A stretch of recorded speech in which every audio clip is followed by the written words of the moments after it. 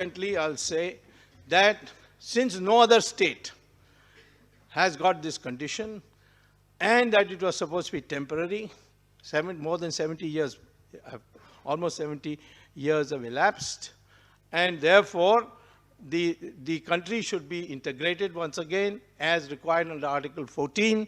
All must be equal before the law. I would say that this article should be abrogated forthwith, and the whole of India should function under one law. Thank you very much.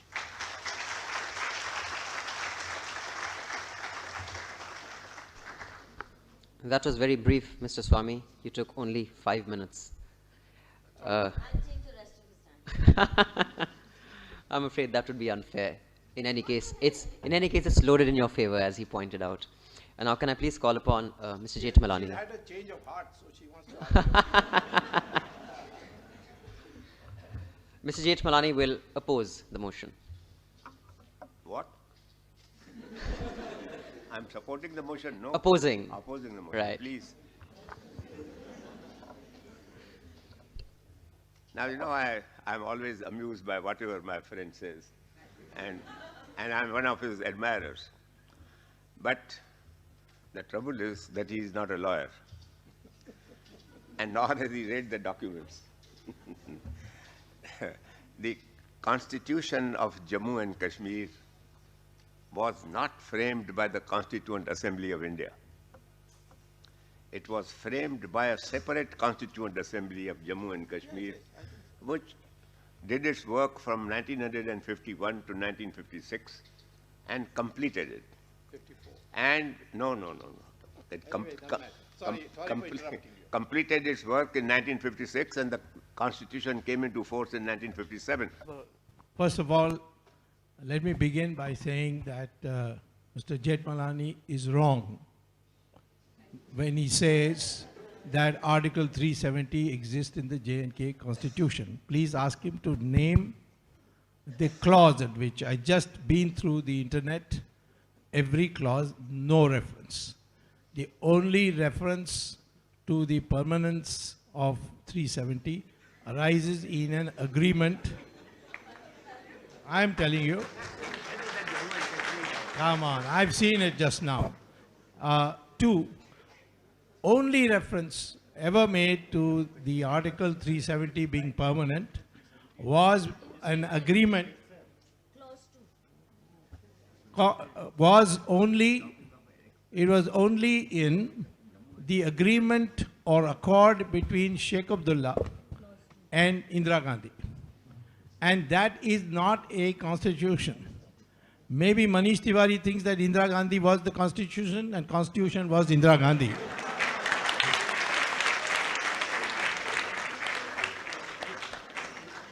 First of all, this debate is framed, should Article 370 be abrogated? Firstly, if it can be done legally, we'll do it legally. But if it can't be done legally, then like Abraham Lincoln faced with the division of United States on constitutional principles, he said to hell with constitutional principles, sent the army and united the United States. So, is Kashmir a part of India? Of course, from centuries. All our holy shrines are in Kashmir. Is Kashmir, therefore, it is our duty to integrate it fully. Now, can it be done legally? I have already said so, that the only thing that exists today is Article 370, which is titled temporary measure. From hearing the speech on the other side, it appears that they have already decided whatever the Constitution may say, it is permanent because of a variety of compulsions that they point to. No country can be bound in compulsion when it comes to the identity of a nation. We believe in equality before law, and there's a constitutional principle that has to be established in Kashmir. When 500,000 Kashmiri Pandits were driven out, saying, get out, you're not a Kashmiri, of people who have been through generations and were there even before those who claim that they are today the owners of Kashmir. Even before they came, they were there. They were driven out, and in our own country they became refugees. Therefore, Article 370 died the day Kashmiri Pandits were driven out, and therefore to rectify that situation, we have to abrogate it, and if it can be done constitutionally, we'll do it constitutionally. If they want it by some other means, well, we are ready for it, because as in Hyderabad, when the Nizam became obstinate and the future of the country depended on Hyderabad being part of India, army was sent and taken over because of Sardar Patel and not because of Jawaharlal Nehru. Thank you, Dr. Swamy. Mr. Jethmalani, you were saying something on that. There's an express article in the last chapter of the Jammu and Kashmir Constitution, the third clause of which article expressly mentions 370 as being adopted by the Constituent Assembly of Jammu and Kashmir as a part of the Constitution. Name the clause.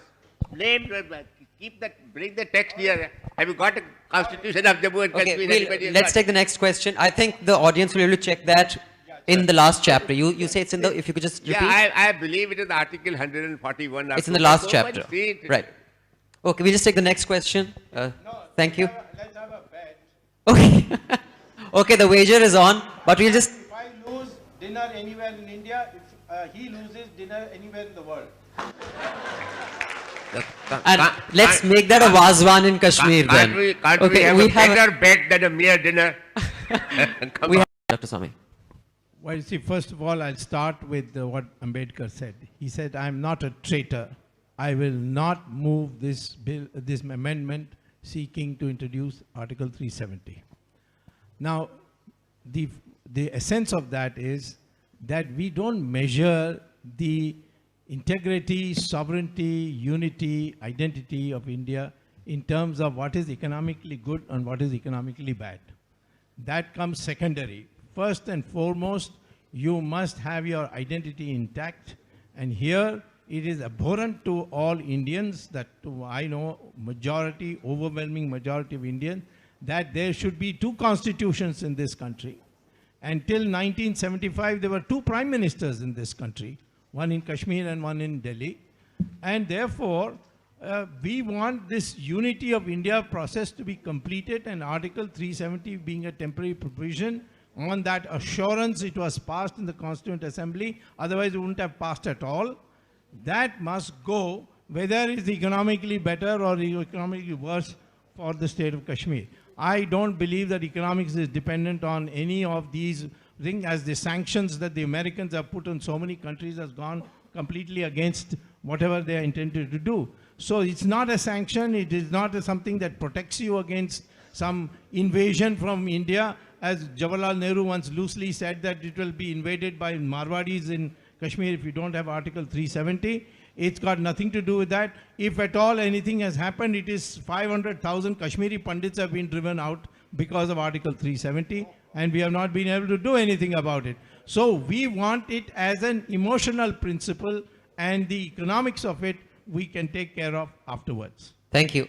Yeah, could you, Mr. Jethmalani, I think this bet, you could just get some clarity on the bet between you and Dr. Swamy. Now, Dr. Swamy, as a layperson, he's not a lawyer. He has the full freedom to say whatever he likes about law, which he doesn't understand anyhow. Now, here is Article 147 in the Constitution of Jammu and Kashmir, which is passed by the Constituent Assembly of Jammu and Kashmir, and it came into force in 1957. It talks of the power of amendment of the Constitution of Jammu and Kashmir in 147. But it adds a proviso, provided further that no bill or amendment seeking to make any change in the following will ever be moved, that the provisions of the Constitution of India as applicable in relation to the state. 370 is a provision in the Constitution of India applicable to the state of Jammu and Kashmir, that the Constituent Assembly and Parliament of Jammu and Kashmir will not even move an amendment ever. Thank you. I think Dr. Swamy has something to say. Yeah, you could just take the mic. You don't have to get up. And Yeah, Mr. I will, even law students will agree, and they are already agree, because they agreed that it can't be amended at all. But well, since you're their teacher, they wouldn't dare.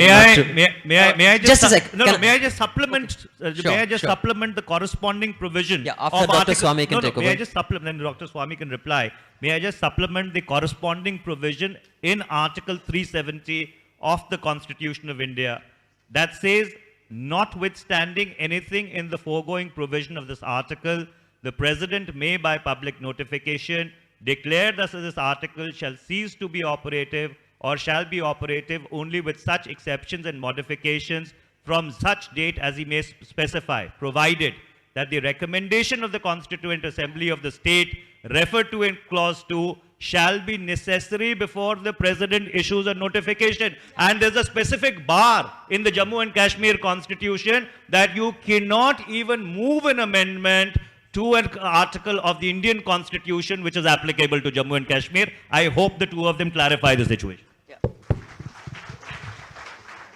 First of all, Just a sec, ma'am. Dr. first of Swamy. all, there is nothing specific about Article 370 in that part, at least. Now it's a question of interpretation. This is not a constitutional amendment. It is a way of terminating Article 370.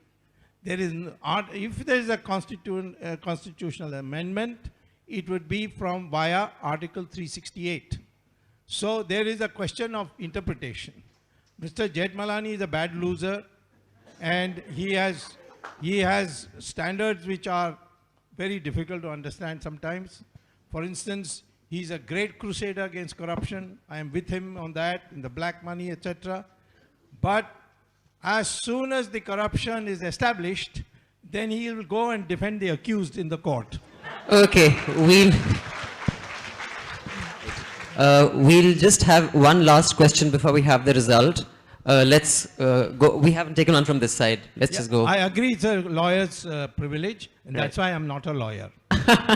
My question is to Dr. Swamy. So first of all, great fan of yours. And I think you can answer every question that is bombarded to you except this. Why did Nehru go to London? Why did Jawaharlal Nehru go to London? You mentioned in your speech. Okay. Well, you meet me privately, I'll tell you. Right. We have one more question here. Just identify yourself, please. I'd like to thank all the speakers for a wonderfully lively debate. I have some results here. We did conduct a poll before the debate started. The proposition being, this House will abrogate Article 370 of the Constitution of India. Before the debate, out of the 120 people present in the hall, 84 were for the proposition and 36 against. So that means 84 supported the abrogation of Article 370. After the debate, the number for the proposition increased to 91. And so I guess the young